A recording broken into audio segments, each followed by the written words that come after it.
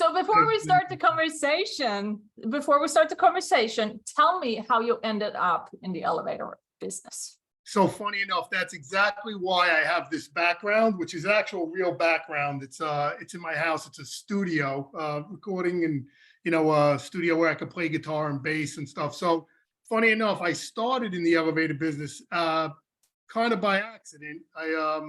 I came to New York. I wanted to be a rock and roll bass guitar player, in the big leagues and stuff. So I actually ended up sleeping on some guys' couches who then one day woke me up and said, "You've been here for 3 months. You haven't paid any rent and you have to come work with us. Our father owns an elevator company."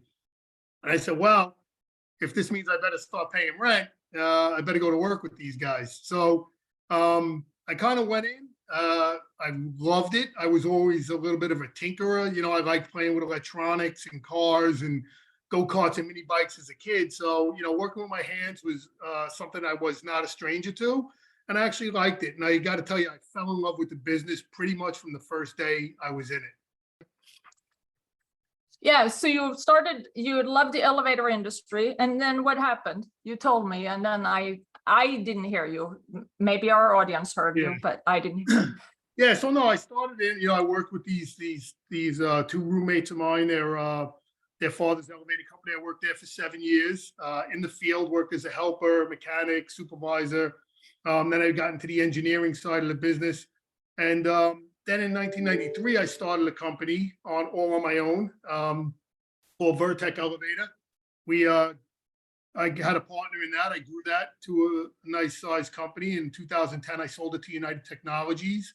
And I went over to work with United Technologies, which I had a 5-year no compete. I stayed there for 3 years. And then in September of 2015, I launched Champion Elevator with a couple of really key super people, Joe Corrado, Donna Shabetta, were my right-hand people at the time. They're still with me. And funny enough, the first company I ever worked for, I actually bought their father's company back in the 90s. And to this day, 36 years later, their father still works for me. So we try to keep it a real family style business here. Sounds like it. Sounds like you have great. Congratulations on the success. So tell me, what are some of the old-fashioned traditional ways to make elevators more efficient? Yeah, so there's little small things that every building owner without spending big money can do. Just like the lighting inside of the elevator cabs, going from a regular incandescent bulb to LED bulbs, your lighting in your machine rooms, your pits, your car tops, all of that stuff is very cost effective. It takes nothing to really change over. Insulating your elevator machine rooms and properly air conditioning them could reduce heat to your components. Make them run better, make them run more efficient. So those are little kind of things that have been around for 20 years that you could really do without really going into major modernization projects or high cost solutions. Yeah, so those are some great ones, and those are some of the ones that we're implementing too. We even go, when it comes to the lighting, to your point about lighting, is that we even suggest, but then it costs a little bit more, to install motion sensors, so the LED on motion sensors, because as you know.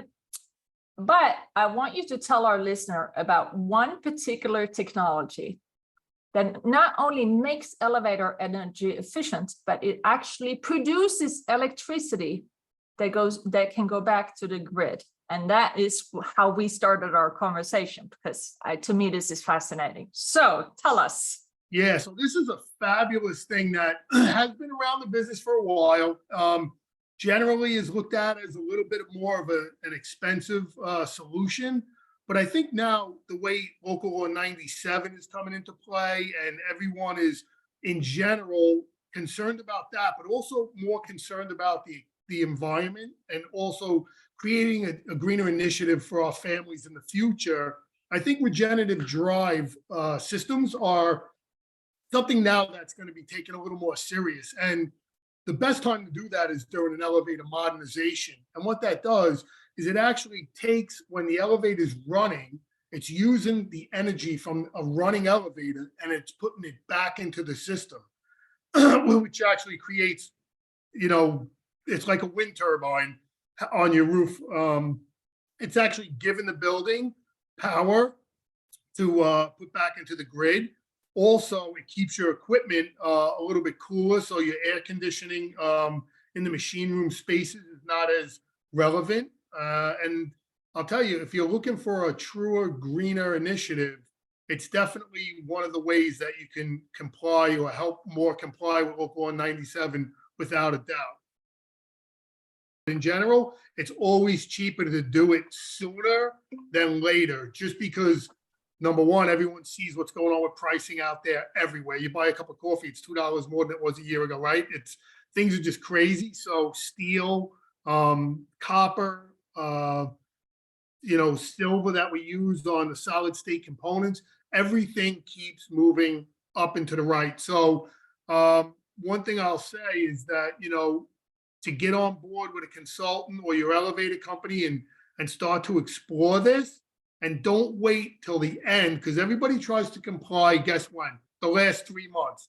And the manufacturers will be backed up, the elevator company is going to be swamped, the pricing is going to go north, and it's just it's a rush situation, and it's really not good for anyone. So I think it's a smart decision to be an educated consumer early in the game, and kind of start to capital plan for these types of events. Absolutely, I completely agree. And for co-ops and condos, you have to find the funding. So planning, like a 2-year concentration on placing the elevator, 1 year of planning it, and then Don will take it from there, and he'll take the next year until completion. And there's another elevator code in play right now with single plunger brakes, unintended motion, which are going to create modernizations. And the compliance date for that is the end of 2026. So the reality is, if you know about regenerative drive, technology now, I would recommend kind of biting the bullet, get it done. If you're going to do a modernization due to this elevator code, I would recommend doing it now and just being that much more in compliance with Local Law 97. It's just going to make it better for you. I 100% agree. I like when boards and building owners are proactive as opposed to reactive, as you know. I talk about that all the time. And you too. Yeah, we have that in common. So many new things in technology, and as all of our audience knows, I know nothing about technology because I couldn't even get us on air here. Maybe we're still not on here. I think we're still on. So. Yeah.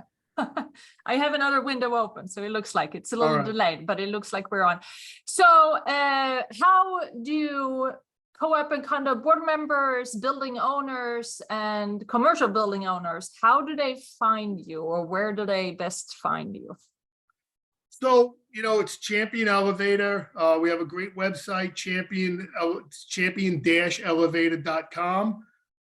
We're open 24 hours a day. We have just under 300 people in the company, and we just hit 6,000 elevators being maintained on a monthly basis. That was a big, giant challenge. And it just goes to show, like, the staff that we have there are really second to none. I'm really proud to be involved with everybody. Joe Corrado, my VP, really does a lot of real heavy lifting for me. And we just got great people. So you look around, you might see a lot of our vans. They're black with a purple flag. And we're here all the time just to help. Very nice. And you do both elevator mods and regular service contracts, right? Yep, testing, inspections, violation removals, repairs. We do some installations, but we're bigger in modernization. And that's what we do. That's what we love to do. That's what we do. Yeah. And that is so refreshing to hear someone who loves to do what he does. Yeah. So thank you so much, Don. I really appreciate your time and all your knowledge and sharing with all of our viewers. So the one takeaway that I will say to everybody at the end of the day is, when I look back and I came into the industry, I was this rock and roll bass player, and we used to play with these giant amplifiers. And I got to tell you, we used millions of kilowatts worth of power to do that. And some of these guitars behind me, I played in a lot of shows. And, I think about the consumption that you used back then. And even you could probably, now the technology is probably not as bad. But at the end of the day, just remember one thing. You could do the same thing with no electricity and get the job accomplished perfectly. So I think people should treat their building like an acoustic guitar versus a 1980s giant amplifier that's going to eat energy. And they should really look into the great products and technology that the elevator industry has to offer for local law 97. And that's a great analogy and a great way to end this podcast or LinkedIn Live. Or you sure you don't want me to you don't want me to sing a song? Thank you so much. Do you want me to sing? You want to sing? No? I want you to play. There will be no singing. That's right. That's a whole nother show. A whole different show. Thank you, everybody, for listening in. I really appreciate it. Let's help everybody make our environment more sustainable and our elevators more sustainable and save some energy. Absolutely. Have a good one. Thank you. Thank you. Bye-bye.